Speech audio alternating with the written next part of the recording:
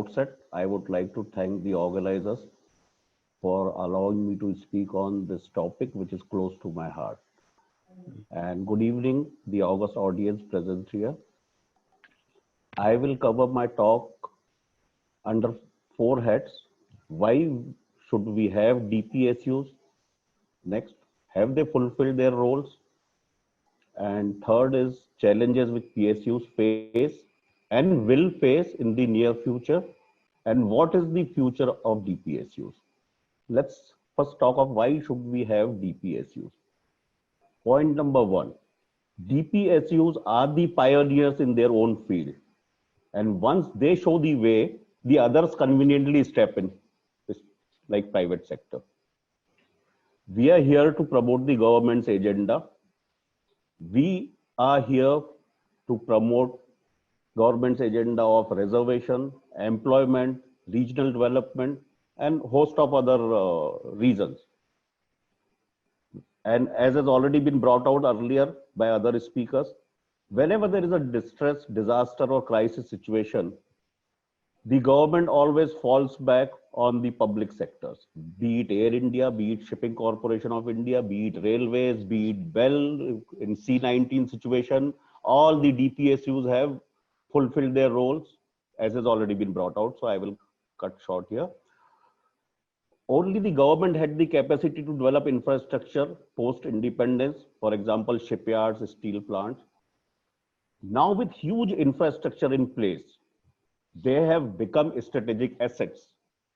There is no way they can be undermined, or then there is no way that private sector can match even in next 20 to 30 years, as Mr. Ravi also brought out. The vast experience and the infrastructure available in core strategic sector takes very, very long years to build. Private sector cannot develop this in short time, and they would have to build it in their cost to the projects which will not be viable.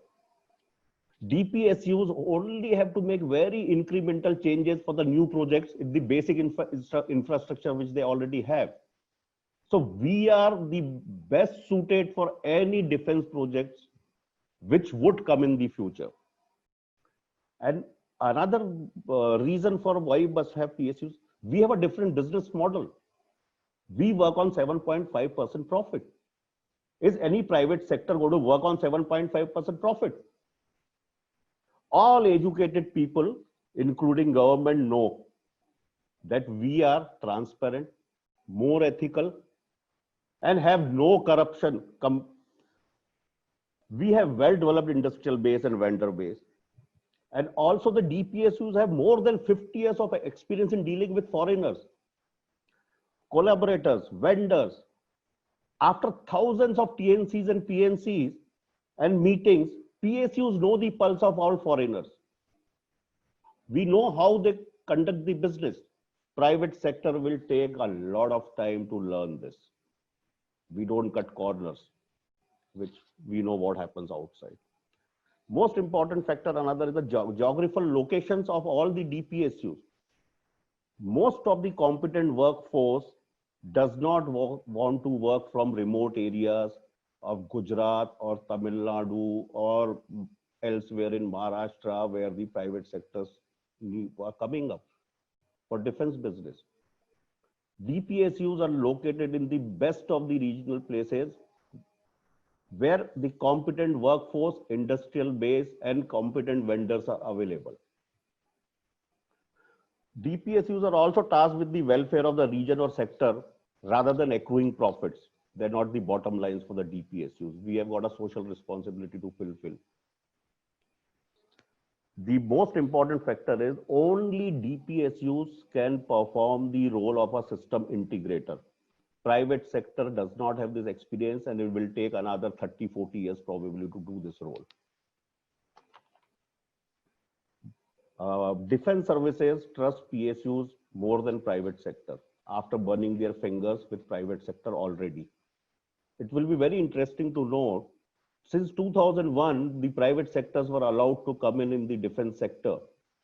And what have DPSUs, maybe our profits were dismal. what have we produced from 2001 till date, and what has private sector produced from 2001 till date, despite we working with our mouth shut and hands tied behind. We have, will the private sector allow resident customers to oversee their production, which we have, not only production inspection, but they are part of our procurement process. Now, let me come to my second topic, and I will finish it very fast because we all are from DPSUs. We are very much aware. Have we fulfilled our role? To me, my personal, at best, we have only partially fulfilled. Reasons are plenty, and I agree that 90% reasons for delays in a project or for not fulfilling roles do not come because of DPSUs. They are somewhere else.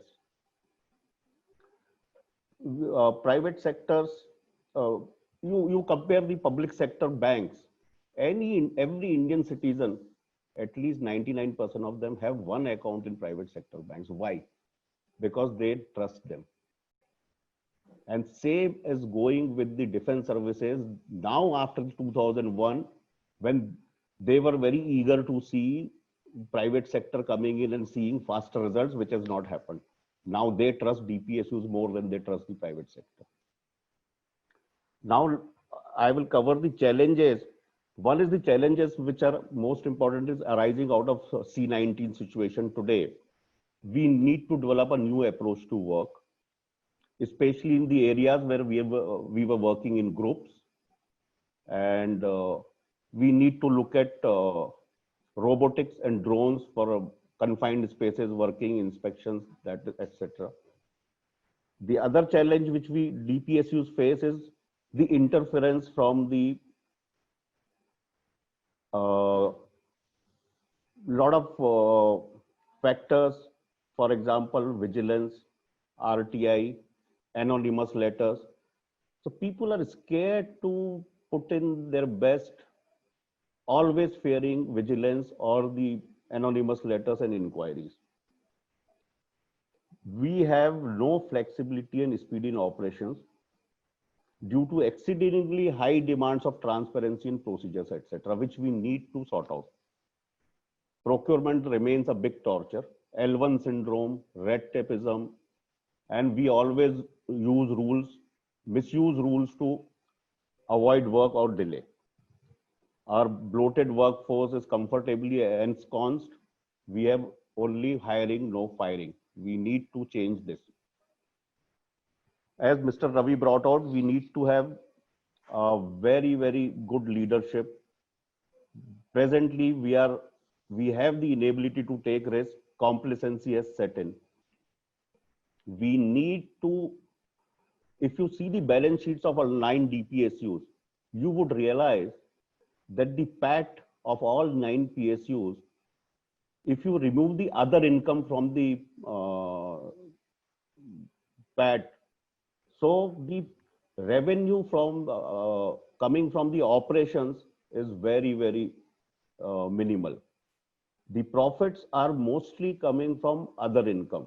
We need to improve this. We need to improve our revenue from operations.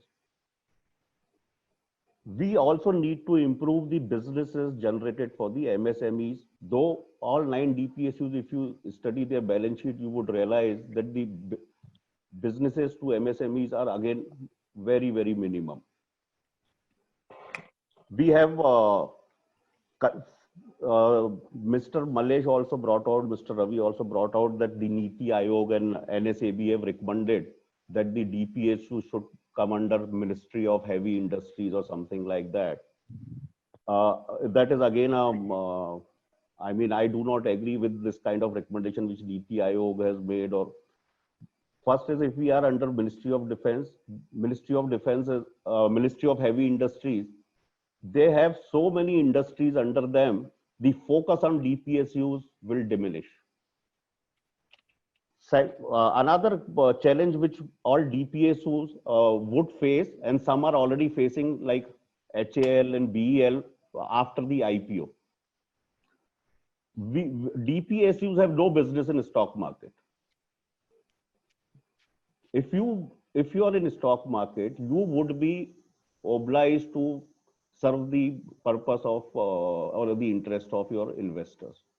Investors could not care less for Make in India policy. They couldn't care less whether you're making aircrafts or ESM or radar or ships or submarines for the Indian Navy. He's interested, even if you were making a bullock cart or cycle and generating 15% profit in lesser time, he's interested in that. So that certainly compromises, because the DPSU's purpose is for national security, not for making the profits or not for serving the purpose of investors. We need to have a well-developed indigenization base for faster production and construction, and to reduce the dependency on foreign vendors. In future, we already know that competition from private sector has rung the alarm bells. So we need to have a paradigm shift. First, simply to survive, then comes the competition with the private sector. We have, as Mr. Ravi brought out, we have the infrastructure, we have the best talent, but we do not have the will. We need to have that will. We need to be drastic and ruthless by changing our vision, policies, processes, and priorities, which needs a drastic change in the leadership of all the DAPCU. We need to take calculated risks, and we need to collaborate with private sector. We cannot wish them away, whether we like it or not. So it is better that we collaborate with them rather than taking adversarial positions. And one thing is also very clear, they also cannot survive without us. And the recommendation of Niti Aayog or NSAB, I would rather feel that we should follow a model of ISRO. That is probably, as of today, I feel is the best model available for DPSUs if government doesn't want to keep us under MOD. And another thing is that to survive and to be more efficient, I feel that we can combine PSUs, especially the shipyards which are on the same coast, so that you are a formidable opposition to the private sector rather than fighting for projects like shipyards are doing. Finally, to conclude, I would say that in a socialist country like India, PSUs play a very important role. The change management is the only need of the hour which we need to have. And my final is that the government has to decontrol and not privatize. That is not the solution.